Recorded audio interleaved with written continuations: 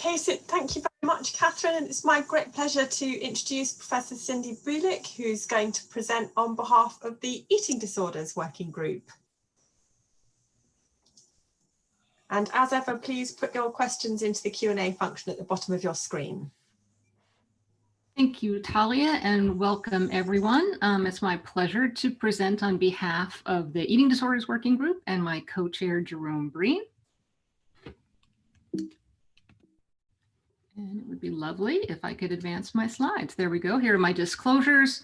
Grant recipient and advisory board for Shire, consultant for Anorexia, and also an author for Pearson. And this is my gratitude slide. As you'll see, we have quite a patchwork of funding supporting the work in the Eating Disorders Group. So first off, this is just the topography of the feeding and eating disorders.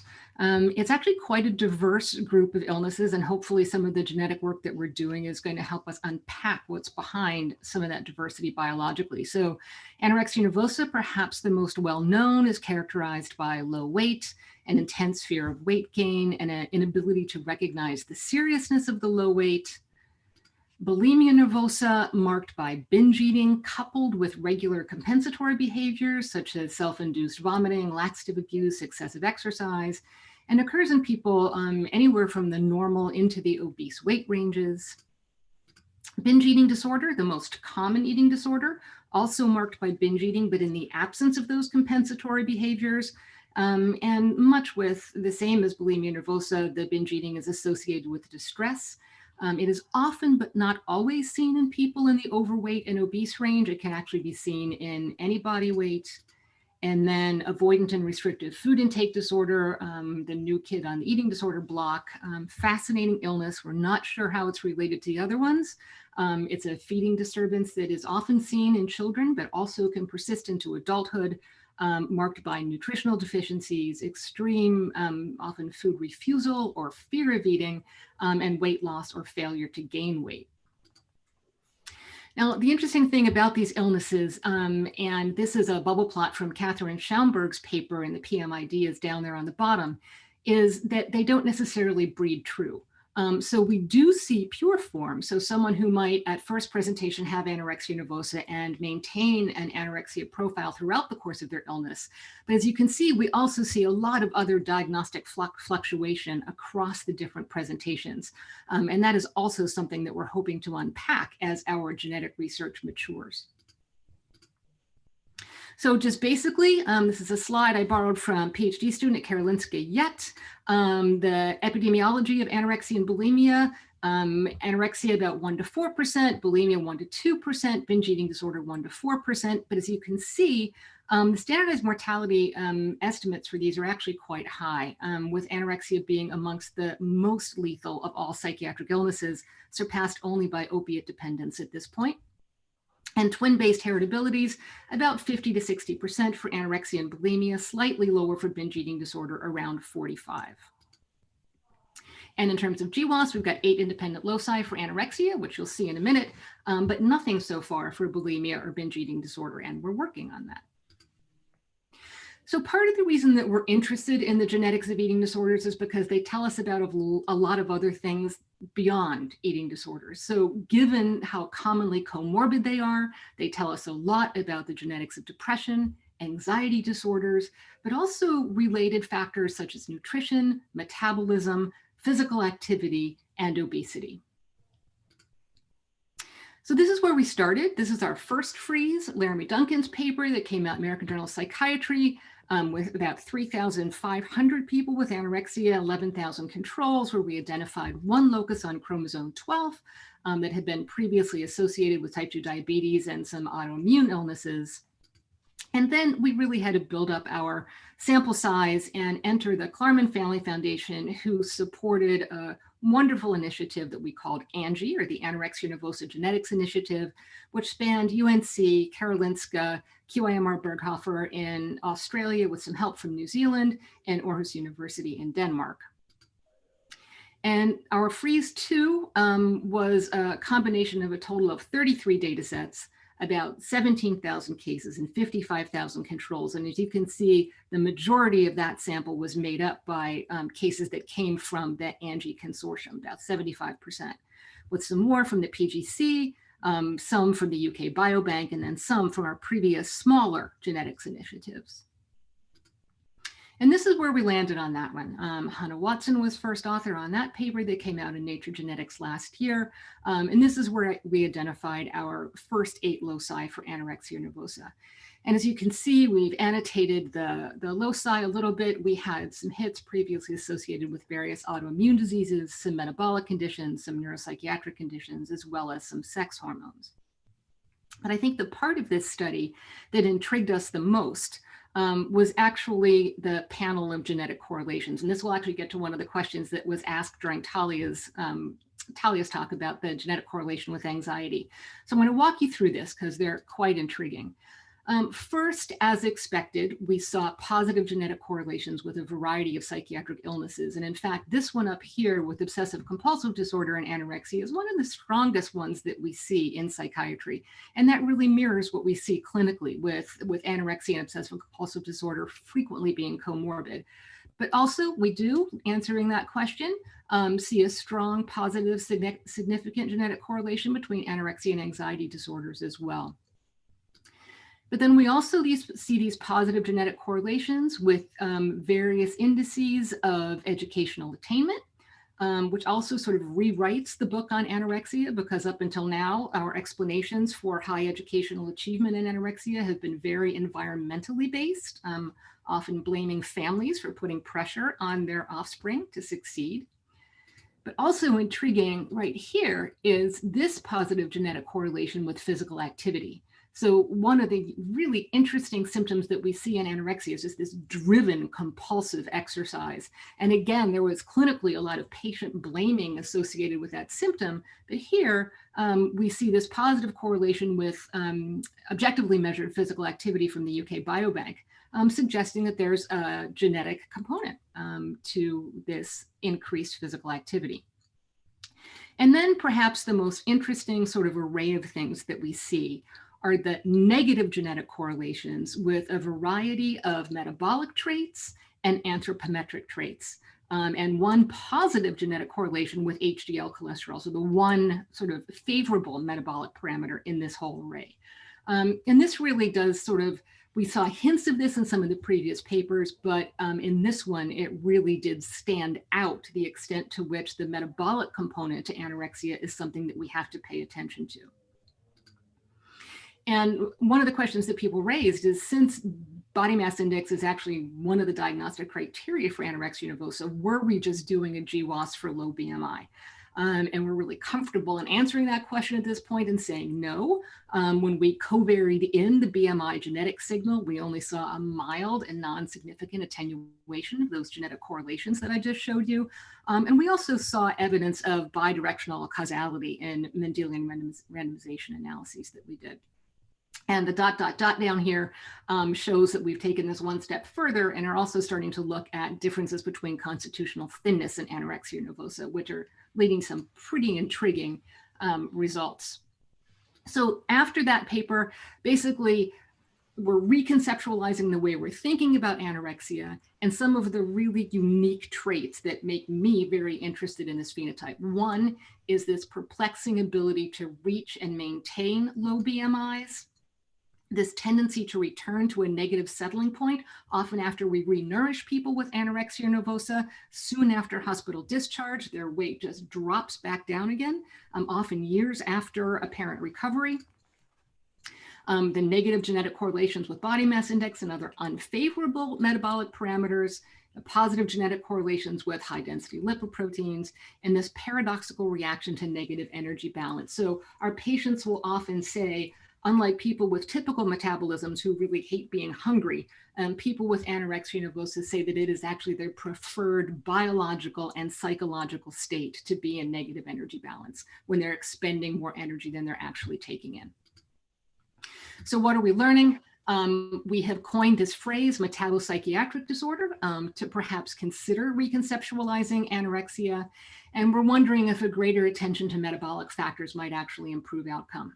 We tend to focus a lot on the psychiatric factors, but it might help us explain why adequate refeeding and stabilizing at a healthy weight is so essential to preventing relapse. but what we need to do is really understand what these metabolic mechanisms are. So a little bit more information, since we don't have GWASs on bulimia or binge eating disorder yet.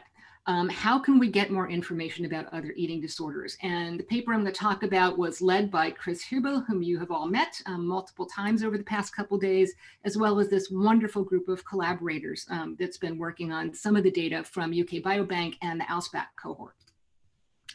And this is basically UK Biobank. You've seen this several times already, so I'm not going to go through it.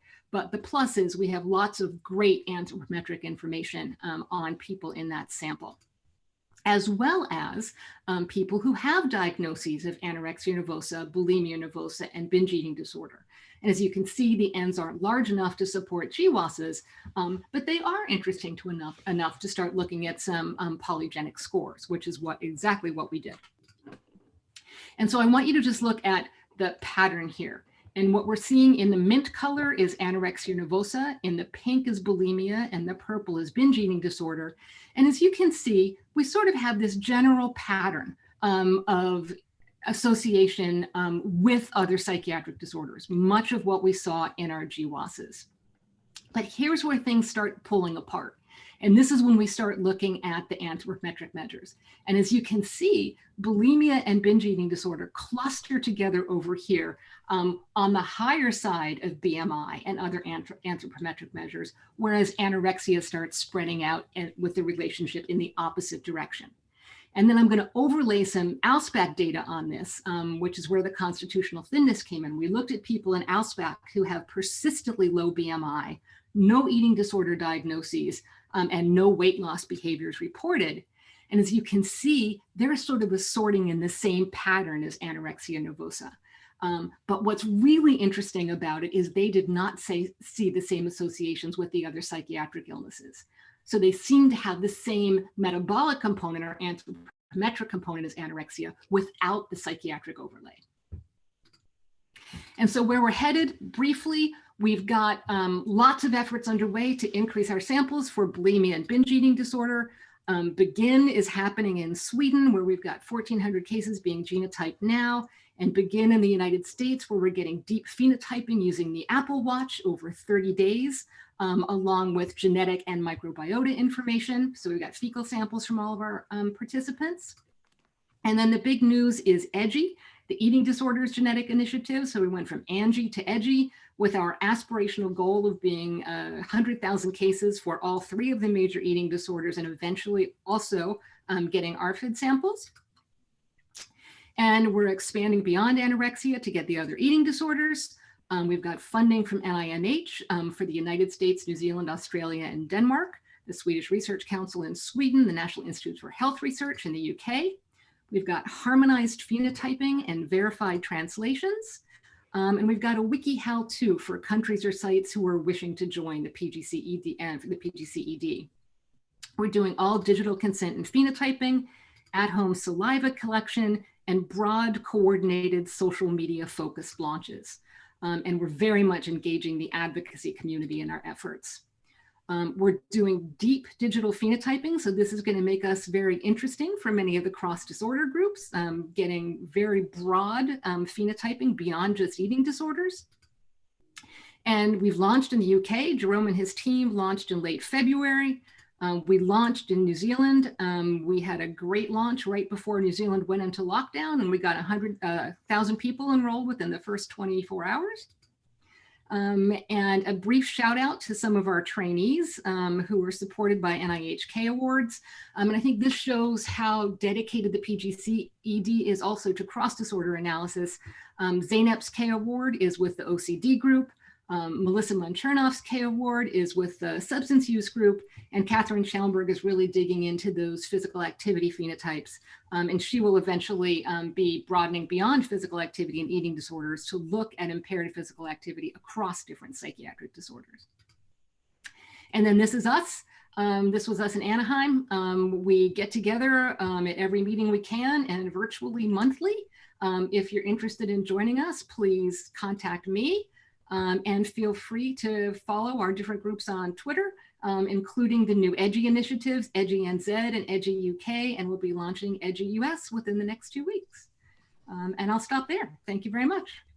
Lovely. Thank you very much, Cindy. It was a whistle-stop tour through your very exciting range of research. So let's have a look at Q&A. Have we got any questions?